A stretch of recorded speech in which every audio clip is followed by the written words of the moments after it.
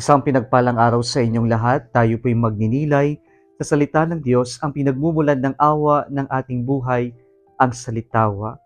Mga kapatid, ipinagpapatuloy nating pagnilayan ang pagpapakilala ng Diyos sa atin. At Kanya pong ipinakilala ang Kanyang sarili bilang pag-ibig. God is love. At sabi ng ating unang pagbasa ngayon, ang sino man ang manatili sa pag-ibig ay nananatili sa Diyos. Ito po'y napakahalagang aspeto ng pagmamahalan, ang mananatili, ang pananatili, sapagkat ang pananatili ay tanda ng isang desisyon, malayang desisyon, na tayo'y nagbibigay ng buong buo sa ating iniibig.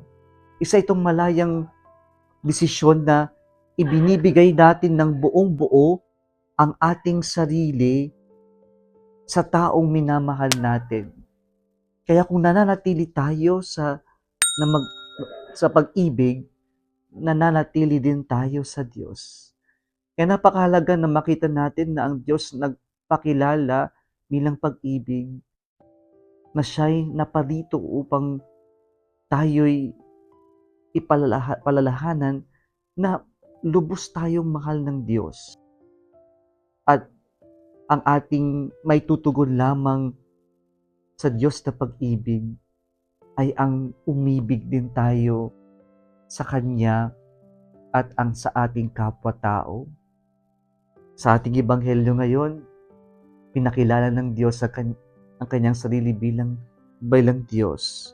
Ang sinabi niya noong napuno ng takot ang mga alagad as their boat was being tossed up by winds and big waves, the Lord walked on the water and assured them, the Lord is with them.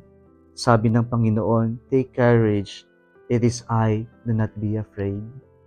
And so when we remain in God, who is love, then we do not need to be afraid of so many things, of so many uncertainties in life. Because we are being assured by God, we are not alone. God is with us. And when God is with us, we can conquer all things in this world. Kung nagustuhan mo ang video na ito, huwag kalimutang mag-like, i-share at mag-subscribe sa Salitawa Facebook page and YouTube channel. Muli isang pinagpalang araw sa inyong lahat.